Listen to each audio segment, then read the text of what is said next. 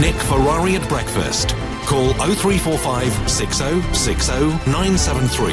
Text 84850. Nick Ferrari at breakfast on LBC. And let's get to the last of those themes I mentioned, and welcome to the studio. Good to see you again, Henry Bolton. You're the leader of UKIP. Now, this is ahead of a leadership vote, effectively, on Saturday. For listeners who cannot recall exactly the circumstances, why does the party find itself in this position next weekend? Good morning. Good morning. Well, first of all, there was a vote of no confidence against me in the National Executive Committee based upon their concern that I was associated with a lady called Jo Marnie who'd sent some private messages before I'd ever met her some time ago to one other person, which were of what were claimed to be a racist nature. You don't think they were racist? Well, I mean, that's they were quite fiery, and they were private messages. Comments about black people, but anyway, I was unaware of them. The National Executive Committee decided to take a vote of no confidence against me, and they voted unanimously against me. So now we're going into an extraordinary. Racist, the comments were racist, weren't they? Well, I mean, they're certainly fiery and provocative. They're not racist.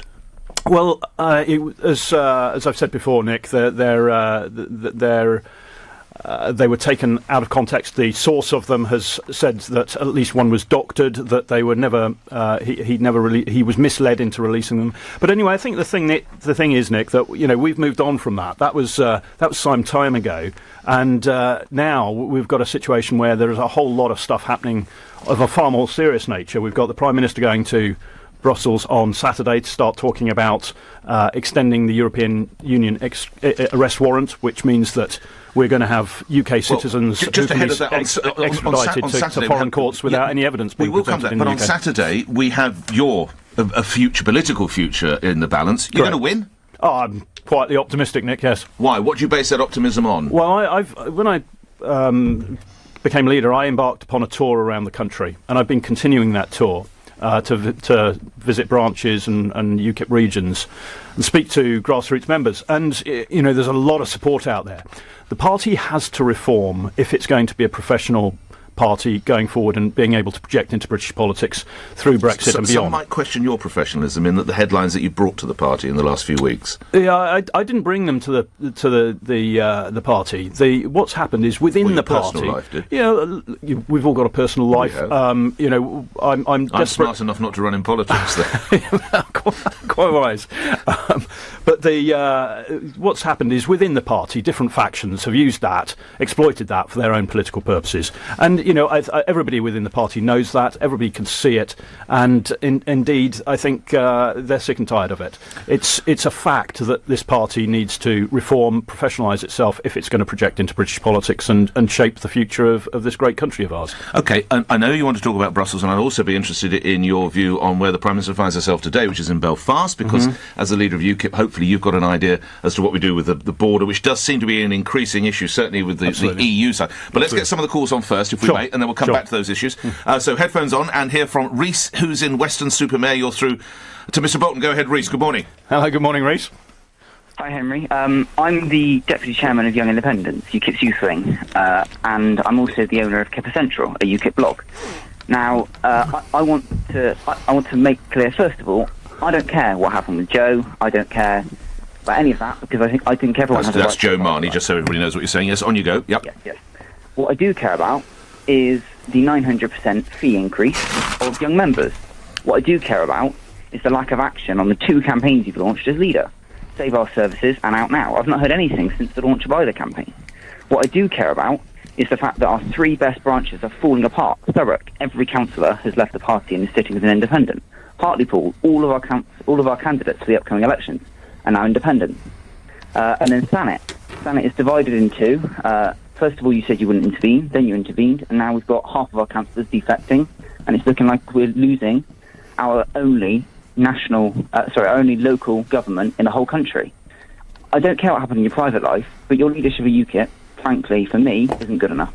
Stay on the line. Let's hear from Mr Bolton. Yeah, that's interesting, Rhys, because the councillors in Hartlepool, along with our MEP from that area, Jonathan Arnott, have basically said that they are sick and tired of the infighting within the party. Jonathan Arnott, MEP, has said he's leaving because he doesn't believe that the party can be fixed because of its infighting. That is the problem, and indeed this, as you will well know, Rhys, has been going on in the party for a very long time. What's happening now is that I want to change the constitution. I want to introduce for the first time a full and precise code of conduct for the party so that we can actually deal with this going forward. And that has shaken the tree, and there are a number of people who've fallen out and revealed themselves for what they are. They need to be dealt with. We need to unite the party, and we need to be projecting our politics. The alternative is to stay exactly as we are now, with the infighting, with the disunity, and without any strong policies. So if you recall, Rhys, and other people listening who are members certainly will recall, that during the leadership campaign, I pledged that I would get around the country, I would fix our internal communications, and then, when we'd got a solid base, then we would start projecting politics. We're on the cusp of doing that now. There is a new policy booklet that is coming out in the next 24 hours. So, Rhys, frankly, I think you're a bit out of touch on that. On the subscriptions... You'll come back in a minute, Rhys, don't worry. Go ahead, Mr Bolton. On the subscriptions, Rhys, you might like to look at the Constitution. The leader does not have the authority to raise subscription fees. The NEC voted unanimously to increase subscription fees in order to have a plan in place to stop the party going insolvent. Rhys. Yeah, so I mean, on the fees, first of all, I appreciate it's not entirely your fault, but you, as far as I'm aware, you support the fees. I may be wrong on this, but I believe you put forward the case for raising the fees. You certainly haven't come out against it, as you have other NEC decisions. And then, I mean, on everything else, in terms of the infighting, you will probably know I was one of the most loyal members in Young Independents to you. Despite everyone pretty much else going against you, I stood by you and I said, no, he's our leader, we've got to unite behind him. But then, when fees increased by 900%, when every single one of Can you give us the figures for listeners who don't know? Rhys, so you were paying what and you've gone to paying what? Just so I have the figures. So members under the age of 22 were paying £2 a year, they're now paying £20 a year, which frankly, for someone, I joined at the age of 14, which is £2. That was brilliant. I got active, and as is obvious, I'm now heavily involved. At the age of 14, virtually no one can pay £20. It's just not plausible. And yes, Henry, it may have been the NEC as well, and I want to see massive NEC reform, but you were part of the initiation of that idea, and it's just not not possible for this party to keep going like this. I mean, I appreciate that £2 to £20. It's not a vast sum of money to adults such as you and I, Mr Bolton, but it's 900% increase. It's pretty I haven't worked out the percentage. It is an increase, of course. The reason was solely so that the party had a plan in place so that it could prevent itself going insolvent. That was the reason. So we had to do something. And Rhys, you and I met in London, and at that meeting, I said, as we concluded, I said, OK, Rhys, I get the point. Go away, think about the situation, come back with some proposals.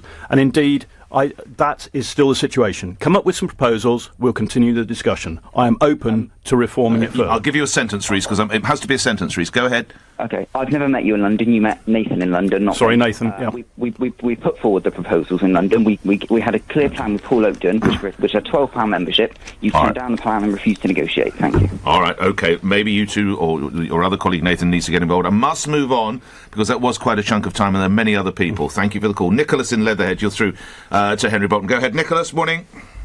Yes, good morning. Thank you. Morning, Nicholas. You've done absolutely nothing to attack the Tory establishment who are deliberately blocking it. The Tories are against the UK people voting Leave. They're the ones who tried to take us in from Harold Macmillan onward. The police set up a plant by the name of Kennedy into the animal rights movement. You're ex-police and ex-military. Are you a security services plant designed to deliberately damage UKIP? Because that's what you're achieving with you and your ghastly girlfriend. Well, let's not speak personally. I apologise on behalf of anybody listening who's offended by that. It's not for us to make comments about people who can't defend themselves. On the political side, Mr Bolton, are you a plant? No, if I'm so, not. Not a very good one, I would suggest, but go ahead. No, not at all. I mean, it's tempting to say yes just to wind people up, but no, of course I'm not. And if... I suspect it won't happen, but if anybody speaks to any of my bosses who worked in government or in the military or in the police, they'd tell you very clearly that I'm not exactly establishment. What does this speak to the party? The first two calls we take were obviously people who have a UKIP or what they perceive as UKIP close to their heart. Not exactly a glowing testament to your skills, is it?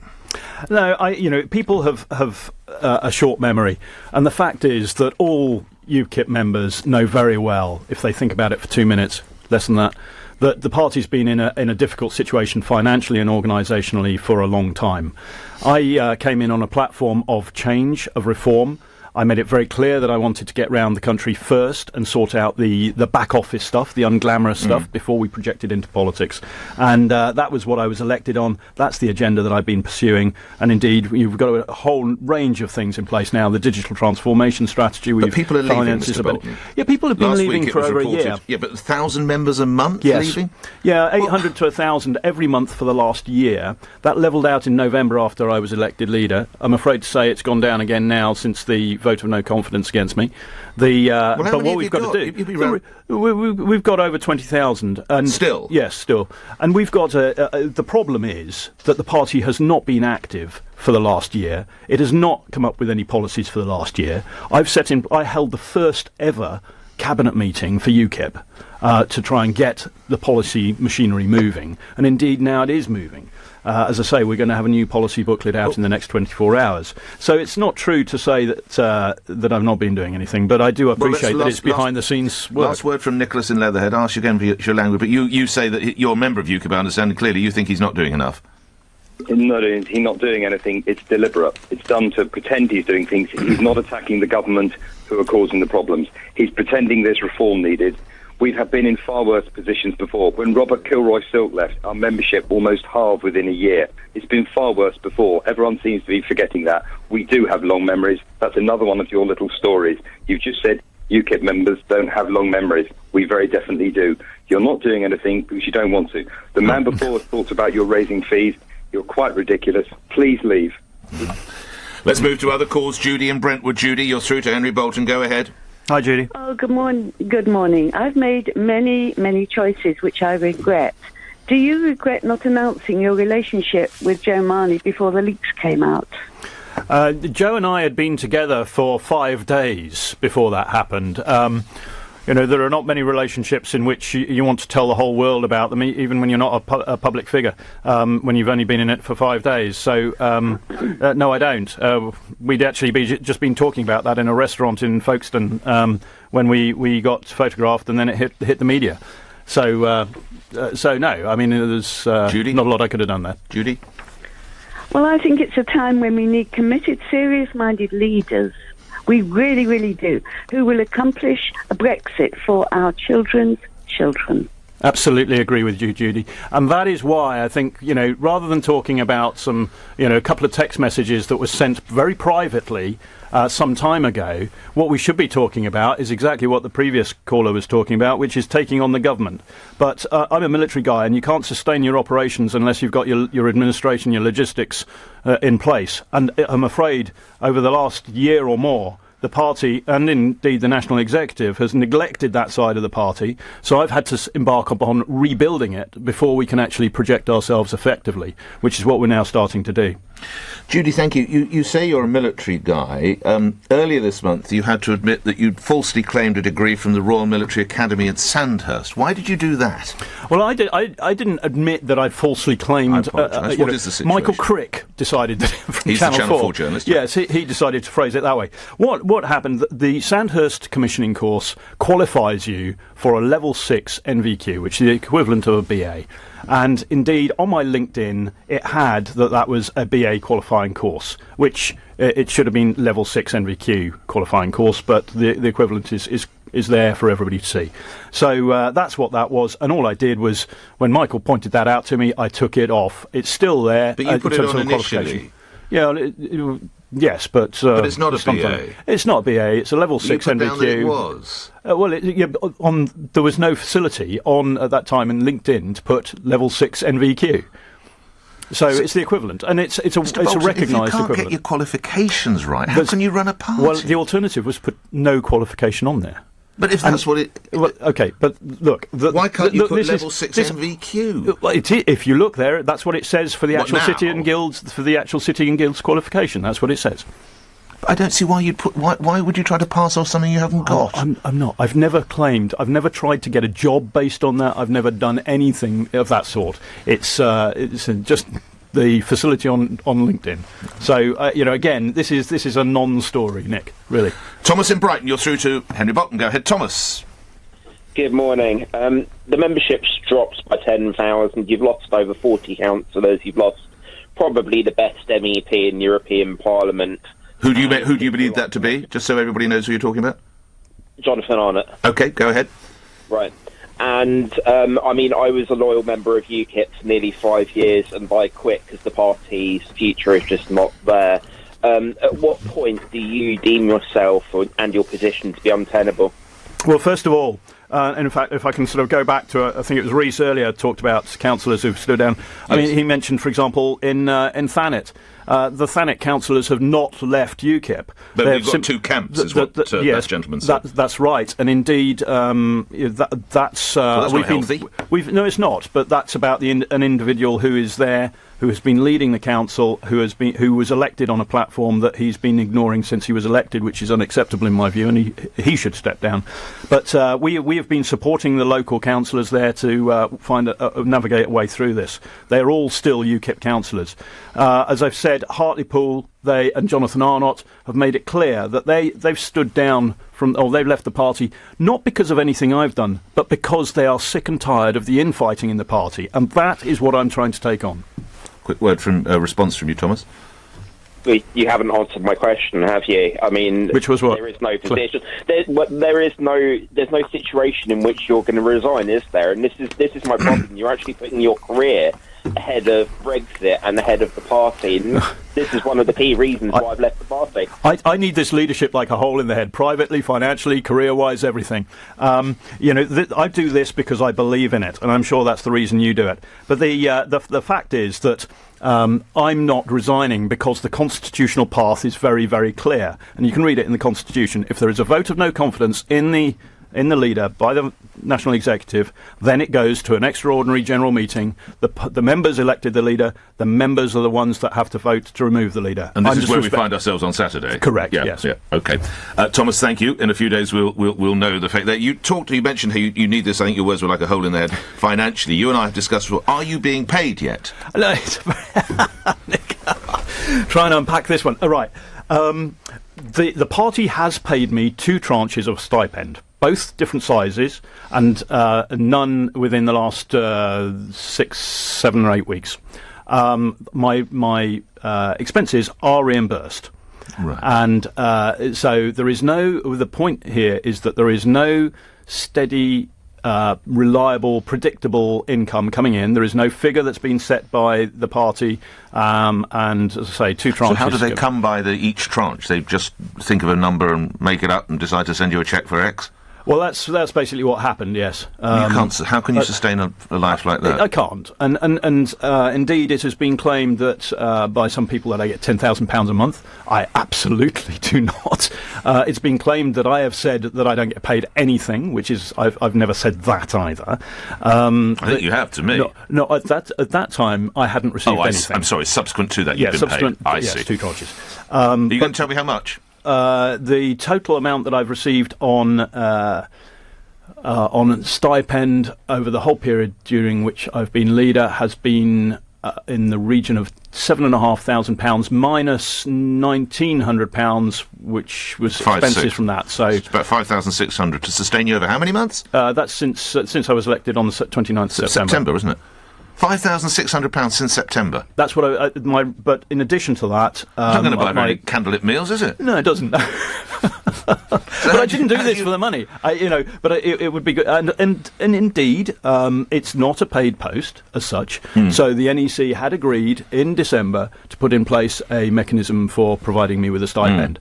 That was agreed, but the figure was never set. And indeed, as a regular payment, it's never been followed up on. Presumably, you're selling your former marital home. I think you told me, or I've read somewhere, aren't you? You're selling the house.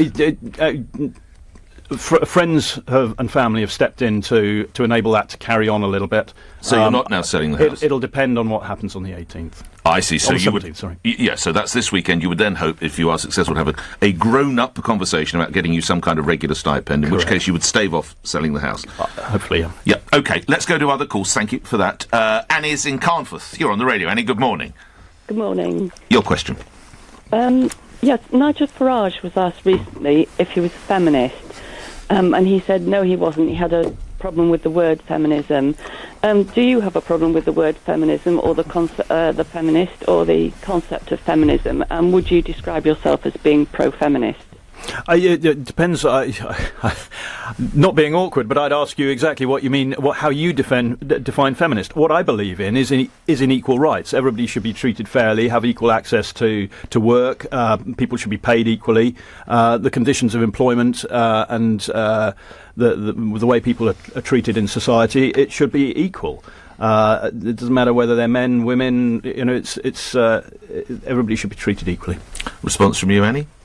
Well, there's lots more to feminism than just rights at work. There's things like violence against women, yep. And all sorts of things really to do with feminism. What do you feel about that? I'm a former police officer, and whilst I absolutely agree that there is a huge problem with violence against women, there's also a problem with violence against men. Which I feel is not highlighted sufficiently. There's I'm glad that some time ago we had the offence of emotional abuse being sort of highlighted. So I think that it's back to the same thing. Everybody needs to be treated with respect. Everybody needs to be treated equally. It doesn't matter what sex they are. Everybody's got the right to a life free of fear and prejudice. All right, let's move on to other matters. Thank you, Annie, for the call. I mentioned that the Prime Minister finds herself in Belfast today, and that obviously highlights one of the key issues that certainly on the EU side of negotiations is getting ever grumpier, which is the future of the border, whether it's a hard border. What does UKIP, what do you think is the solution to the Northern Ireland problem? Well, if Nick, I know we're talking a sort of what if, but if I was the Prime Minister at the time that the issue of the border first came up, I would have held a press conference with no questions, and I would have said, the British government does not want a hard border between Northern and Southern Ireland. The British government has never argued for it, does not want it, does not support it. Indeed, the whole concept of this has come about because the European Union has a policy of securing its external borders. And when we leave the European Union, that is what that border will be. This is a discussion of the European Union's making, not the British government's making. If the European Union wish to have a hard border between Northern and Southern Ireland, that is their affair, that is their problem, that is their challenge, and they will take the consequences for putting it there. How do you see it working in practical terms? As and when Britain has Brexited, how do we police... we don't police the border at all? Well, what we should be able to do is work out an arrangement with Southern Ireland. Now, that would be easily possible if it wasn't for the European Union's interference on this. So there are electronic means of dealing with customs issues. That's not really a problem. The problem rests more with immigration. But again, if we were able to work with Southern Ireland on that, luckily Southern Ireland is an island, and it does make it slightly physically easier to work together with the Southern Irish authorities to deal with immigration problems, then there are solutions. But the problem here, the obstacle that we seem to not be able to get over is the European Union. And the reason we can't get over it is because the British government, the British Prime Minister, is failing to stand up to them and saying, this is your problem. We are leaving the European Union. If you want to secure your external borders, you crack on, and we will work. We will try to cooperate with you, of course. But this is a problem of your making, not ours. Just briefly in a sentence, how do you think Britain is handling its side of the Brexit negotiations at this time? Appallingly. We know, because they're still sort of locked up in trying to figure it out, that the British government, the Cabinet, still have not got clear objectives for the negotiating. We're 30 months down the road from the referendum result. We've got 13 months to go before the expiry of the Article 50 period. So we're over two-thirds of the way, or over two-thirds of the way through that entire period, and yet we still do not have a clear strategy from the British government. There's time for at least one more call. David in Norwich, you're through to Henry Bolton. Go ahead, David. Morning. Morning, David. Lord Ferrari, good morning, sir. Hello, matey. Yeah, good, thank you. Your question. Good morning. Lance Corporal Bolton. Good morning, sir. Good morning. Henry, look, we've met before.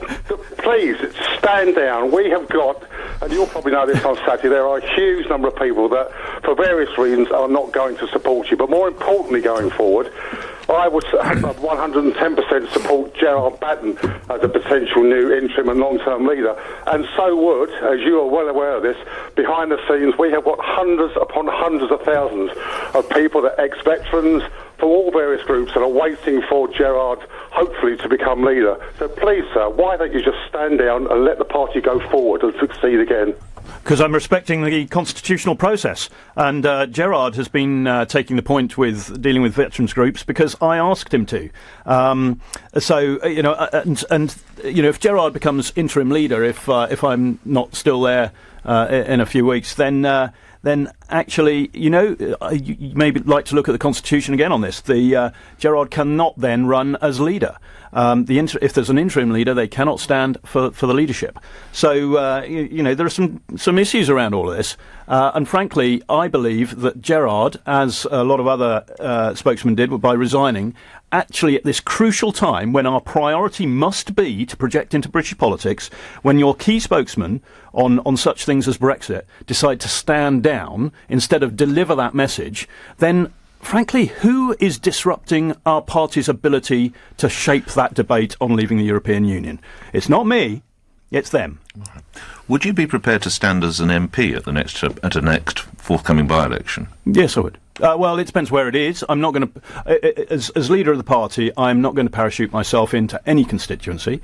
I believe that anybody. You just said you would, and now say you won't. No, I'm prepared to stand. Right. But what I'm saying is that I would not impose myself on any constituency branch. It is for the constituency branch to select the candidate that they wish to have. And indeed, one of the things that I want to do is have candidates in place as soon as possible, so that they can start working their constituencies up for the time that there's a general election.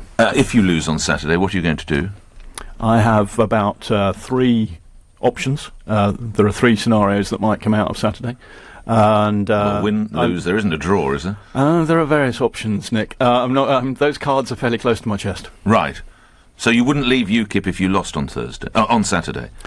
All 3 options are close to my chest, Nick. Sorry. No, that's fair enough. We'll talk about that next week. Well, let's hope we can. There is a suggestion, of course, that if UKIP continues to fall apart, Nigel Farage might come back with a different form of political vehicle. Do you view that with considerable concern and challenge? No, look, first of all, I think Nigel and others are expressing the fact that if the party decides to go down the route of another leadership contest, then it's a slow, lingering death. We will take ourselves off the battlefield until just a couple of months, really, before the Article 50 period expires. We've not got time for that disruption. And, if UKIP is not a cohesive force, then something else will arise to provide the voice. Possibly not. Let's see what it is and if it happens. Now, before Saturday, let's just come a little bit closer to today. What do you got planned on Wednesday? What's the day today? Monday, isn't it? It's been a whirlwind. It's Valentine's night. What do you have planned for Valentine's, Nick, come on. Mr. Bolton? You must have something special. Possibly. Well, what? Come on, let's move on from that. You were asked yesterday, are you still in love with this lady? Are you? Let's move on from that, Nick. Come on. In the spirit of love, with Valentine's Day almost around the corner, are you still in love with the young lady? Nick, these things are private matters, and I'm going to move on from it. It's just a yes or no, isn't it? No? She might get a card from me. All right, thank you. I think I wish you well on Saturday. You're certainly nothing if not entertaining, and it's good to welcome you along. Thank you very much, Henry Bolton, leader of UKIP, until at least Saturday, and then we'll see how that vote goes. You're listening to LBC when news is next. Leaders from Oxfam are due to meet government officials for talks following claims of sexual misconduct by some of its aid workers. The International Development Secretary has threatened to cut the government's funding to the charity. Investigators in the US say the circumstances surrounding a helicopter